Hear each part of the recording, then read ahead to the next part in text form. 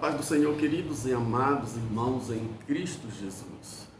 Nesse momento, eu vos convido para uma breve meditação da nossa lição bíblica da Escola Dominical, lição número 5, cujo assunto é Libertos do pecado para uma nova vida em Cristo. O texto áureo nos diz: mas Deus, que é riquíssimo em misericórdia, pelo seu muito amor com que nos amou, estando nós ainda mortos em nossas ofensas, nos vivificou juntamente com Cristo. Efésios capítulo 2, versículo 4 e 5. A verdade prática diz: por meio da maravilhosa graça divina, fomos libertos do pecado, perdoados e salvos da condenação, e ainda recebemos direito à vida eterna. Essa nossa lição, ela está organizada em 3 partes, tem os 3 objetivos. O primeiro é uma reflexão sobre a natureza pecaminosa. A segunda é uma explicação que fomos vivificados pela graça do Senhor. E a terceira parte é a informação de que a salvação é um ato de Deus e não das obras. Assim, comecemos aqui por essa primeira parte, que é a antiga natureza morta em ofensas e pecados. O autor, ele começa esse texto mostrando o que é a antiga natureza, ou a natureza sem Deus. Aí o item 1, a nossa condição anterior. Estando vós mortos em ofensa e pecado, diz o apóstolo Paulo, no primeiro versículo do texto base, que a palavra ofensa, ela tem o sentido de forma deliberada para o termo pecado, amartia, o qual descreve como aquele que erra o alvo. Ou seja, pecado é a transgressão, contraria a palavra de Deus, a natureza do próprio Deus, que é absolutamente santo. Então, ele diz assim: em vista disso, o homem com sua natureza decaída é diagnosticado como morto. É uma declaração real da condição das pessoas sem Deus. É o conceito da morte moral e espiritual provocada pelo pecado. Tal qual um corpo inerte, a natureza pecaminosa impede do homem ouvir e obedecer à voz de Deus. Quem está nesse estado está morto.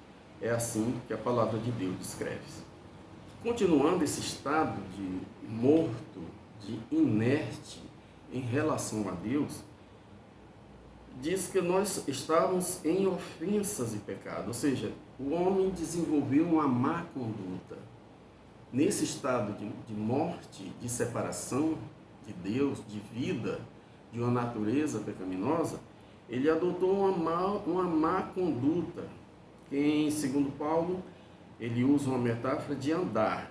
Significa as atitudes adotadas na vida da pessoa antes da regeneração, antes do encontro com Deus, antes do novo nascimento. Então, essa má conduta desenvolvida por uma pessoa que vive sem conhecer a Deus, o estado decaído. E ele continua. No 2.1, andaste segundo o curso deste mundo. Ou seja, ele está dizendo que, vivendo a natureza caída, nós andávamos, ou as pessoas andam, segundo o curso do mundo.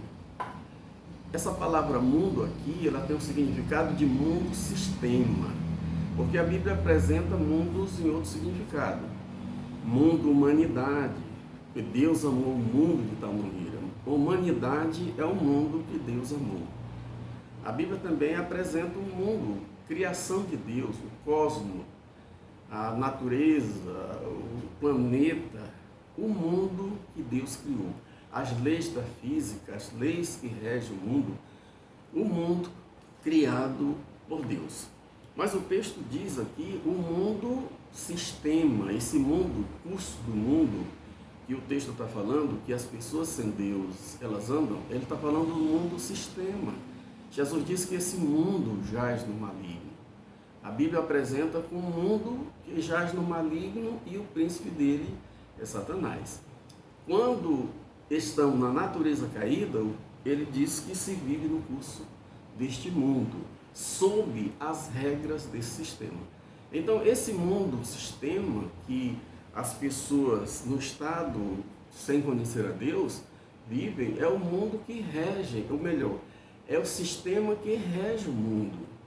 Aí nós vemos aí o sistema cruel, injusto, a injustiça que está pelo mundo, a violência, os valores que a sociedade cada dia vai mudando, cada tempo vai mudando, as pessoas se distanciando de Deus porque existe poderes que vão ditando valores, novos valores, contrário à palavra de Deus. Então aí este mundo sistema corrupto, sistema profano, sistema injusto, sistema idólatra, sistema hipócrita, todo o conjunto de sistemas que governam o mundo.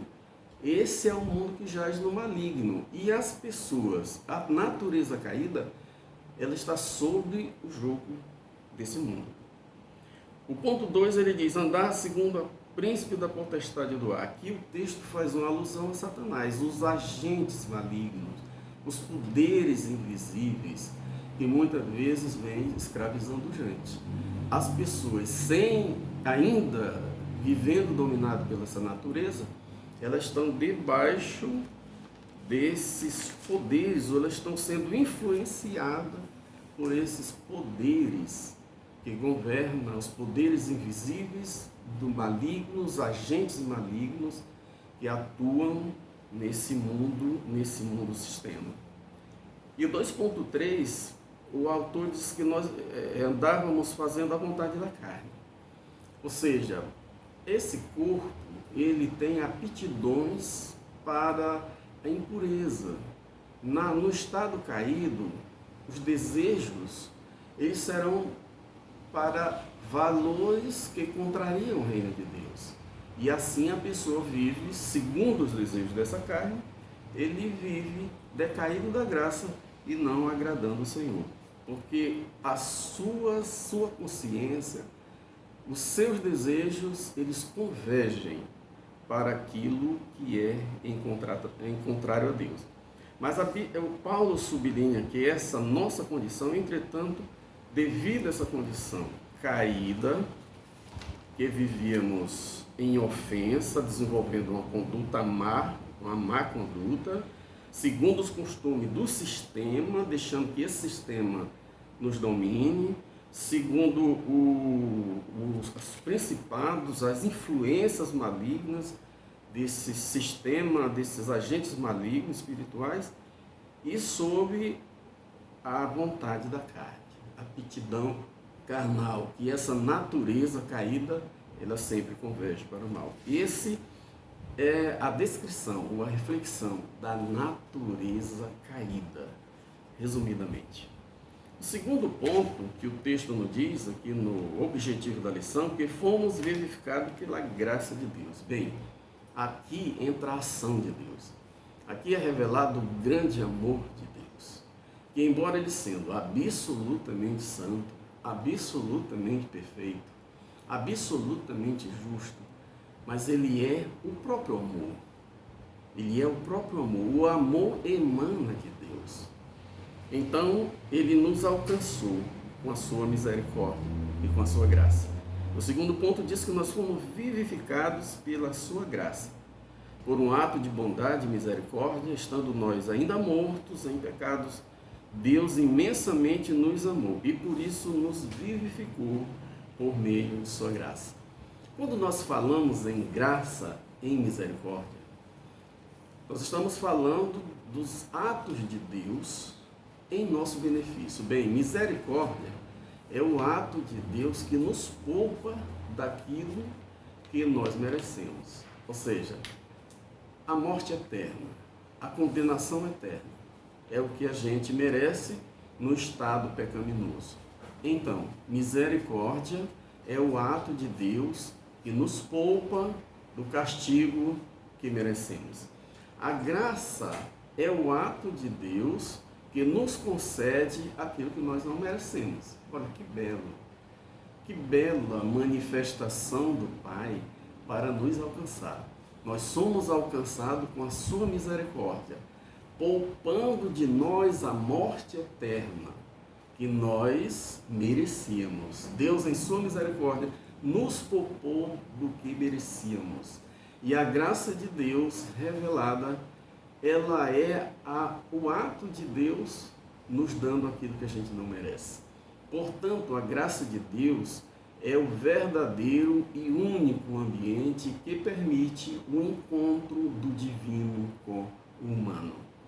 Assim, fomos alcançados pela sua misericórdia no seu amor, para que aquele que olha para Cristo, mesmo estando nessa natureza caída, encontre a vida eterna em Cristo. Jesus disse: quem crê em mim tem vida eterna, não entra em condenação, mas passou da morte para a vida.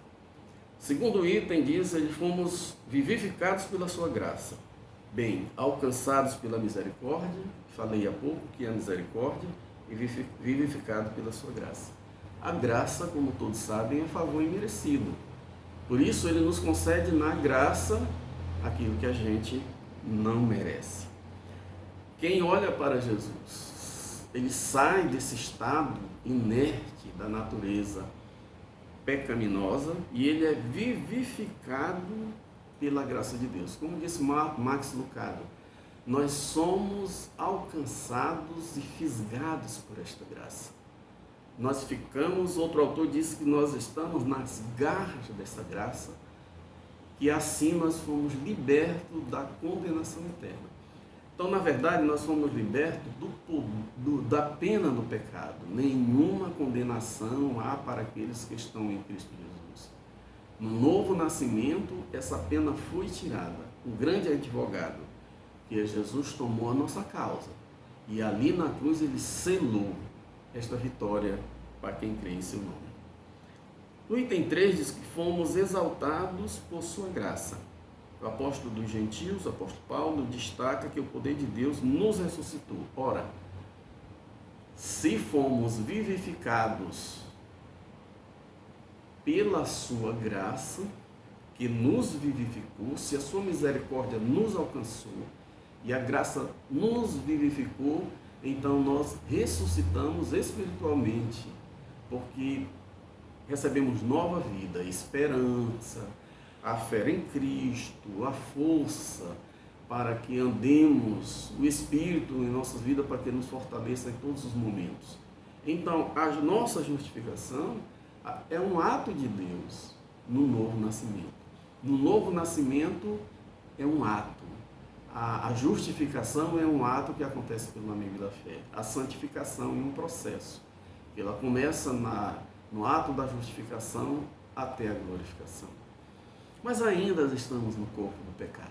O pecado ainda está por perto, porque ainda nós vivemos aqui nesse mundo. Mas a pena do pecado nós fomos libertos. A condenação que estava prevista, no momento que olhamos para Cristo, nós fomos libertos. Mas tem um texto de Paulo muito interessante no capítulo 13 da primeira carta de Paulo aos Coríntios, entre o verso 9 e o verso 12, que ele diz assim: que agora nós vemos em parte, nós contemplamos como pelo espelho, nós somos parciais, mas quando se manifestará aquele que é perfeito, o que é em parte será tirado. Então, a nossa esperança em Deus é que, embora sejamos parciais aqui nessa terra, embora vemos em parte, embora não compreendamos as coisas plenamente, tudo somos muitos parciais, ele diz que quando o perfeito se manifestar, o que é em parte será tirado. Então veremos ele face a face. Olha a compreensão gloriosa. A pena do pecado foi tirada no momento que se creu nele, no momento que se entregou a vida a ele, essa pena foi tirada. A graça nos trouxe esperança, nos deu segurança de que ele está conosco. E compreendemos que, embora estamos nesse corpo, somos parciais. Não vamos entender tudo, mas ele diz que quando o perfeito se manifestar, o que em parte será tirado e veremos a sua face. O terceiro ponto que o autor dessa lição coloca é que essa salvação não vem de obras, ela vem como um ato de Deus. A misericórdia do Senhor nos alcançou, tirando a pena que nós merecíamos e concedendo o perdão e a graça que a gente não merecia. A graça trouxe o perdão que a gente não merecia. Portanto, a salvação, diz aqui o texto, é o livramento do poder da maldição do pecado e da morte. É a restituição do homem à comunhão com Deus, uma bênção concedida a todos que recebem a Cristo como Salvador. Essa bênção gloriosa, ela é concedida pela fé. Agora, diz o texto, a salvação não vem de obras. As obras, as boas obras, elas são geradas pela salvação. As boas obras não geram salvação, mas a salvação gera boas obras. Porque depois de encontrar Jesus, depois desse encontro com o Senhor, depois desse nascer de novo, a vida vai convergir para os valores do reino de Deus. Depois de conhecer Jesus, este amor, a convicção de que a pena do pecado foi tirada, porque fomos alcançados pela misericórdia e a graça do Senhor, as nossas aptidões, as nossas intenções, os nossos desejos, os nossos sonhos, eles vão convergir para os valores do reino de Deus. Não são mais os valores do mundo, não são mais os valores dessa carne, mas o que deve prevalecer são os valores do reino de Deus. Então, a graça de Deus, esse favor merecido, nos concedeu aquilo que a gente não merecia. Portanto, ele continua dizendo aqui que as obras, no item 2, as obras é evidência da salvação. Sim, o novo nascimento nos leva a pensar, nos leva a gostar, a querer, a amar aquilo que é de Deus. Um amor profundo deve nascer no coração para a busca de Deus. É um caminho que, embora haja os sofrimentos, embora haja as crises da existência humana, mas existe uma esperança bem maior, que transcende toda a compreensão humana. Só a fé nos faz conduzir. A fé nos faz conduzir nesse caminho. Como disse um certo autor, ele disse assim, que nunca ninguém tão grande se fez tão pequeno para tornar os pequenos grandes. Assim, Cristo tornou aqueles que estavam perdidos, ressuscitou para que tivesse vida e aguardasse a vinda gloriosa do Senhor, essa grande esperança a todos nós. Assim, a realidade, a salvação é uma realização divina. Somos feituras, somos criados em Cristo para as boas obras. Essa transformação deve gerar em nós as boas obras. Agora, uma coisa interessante. A Bíblia diz que Deus criou o homem à sua imagem e semelhança. É muito interessante isso. E nós somos responsáveis, nós perdemos essa imagem quando estávamos nessa natureza caída. Mas a graça de Deus, a misericórdia do Senhor nos tomou para que nós possamos ser restaurada essa imagem dele em nós. E todos nós somos responsáveis para, diante deste mundo, levar conosco essa imagem do nosso Criador, manifestada pela graça e pelas boas obras que vamos desenvolver nessa terra. Deus é eterno. Ele é Pai, Filho e Espírito Santo. Nós somos trino. Também nós somos alma, corpo e espírito. Em toda a sua criação, o Criador deixou suas marcas na matéria. A matéria tem 3 estados, sólido, líquido e gasoso. O tempo tem passado, presente e futuro, é trino. A música se divide em 3, melodia, harmonia e ritmo. Enfim, esse Criador deixou suas marcas também em nós. E nós somos responsáveis por levar esse testemunho, por conduzir essa imagem dele dentro de nós. No amor, no serviço, no perdão, na compaixão, na participação e na comunhão. Que maravilha! O texto diz assim: andar fazendo boas obras, não como meio para ser salvo, mas como evidência da salvação. Acontece que essa salvação, essa alegria de ter sido liberto do pecado, ela passa a fazer parte do nosso gozo, do nosso prazer, e vai gerar em nós o desejo por boas obras. As religiões sempre fizeram assim. Elas fizeram uma lista de obras para as pessoas andar nelas. E essas obras foram muitas vezes impostas às pessoas, regras, imposições. Mas isso não funcionou, isso não transformou ninguém. Porque as pessoas que encontram Jesus são transformadas, elas passam a desejar essas boas obras. As boas obras devem começar em nosso coração, devem começar na nossa alma. E esse convívio, que depois de encontrar Jesus deve acontecer em nossa vida, ele faz parte de um estado de vida, um estado de espírito, que agora todas as nossas atitudes devem convergir para os valores do Reino de Deus. E a conclusão diz: por um ato do amor divino, por meio de sua maravilhosa graça, nos tornamos filhos por adoção. Aleluia. Nós passamos a ser cordeiros com Cristo. Porque quando o Pai nos olha, eles vê a justiça do seu Filho. Eles vê a perfeição do seu Filho. Nós somos amparados nele. De nós mesmos não temos nada. Mas esse glorioso ato e essa gloriosa salvação nos foi concedida independente das obras. A partir da salvação, passamos a praticar boas obras que glorificam a Deus. As nossas atitudes, se estamos com Ele de nós, elas vão agradar a Deus nas nossas ações. E esse agradar a Deus é aquilo que está de acordo com a sua vontade, com a sua natureza, com o seu caráter. Assim, concluindo, o texto fala da natureza caída, da manifestação da graça de Deus e a salvação como um ato exclusivo de Deus. Agora eu e você temos uma responsabilidade de comunicar a este mundo com nossas atitudes a graça e este amor do Senhor. Não somente com nossas palavras, mas com nossas atitudes, com nossas ações, com ações que diz respeito ao reino de Deus.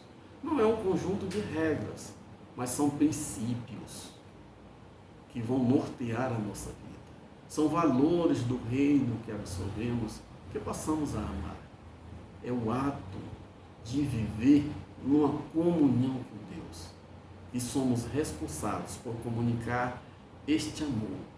Nós somos responsáveis para que este brilho aconteça em nós. Jesus disse: assim brilhe vossa luz diante dos homens. E tudo que ele queria que brilhasse essa salvação, esta alegria. Às vezes eu digo para as pessoas que é possível, parece estranho dizer, que é possível ter uma alegria em meio às lutas, mas é possível sim.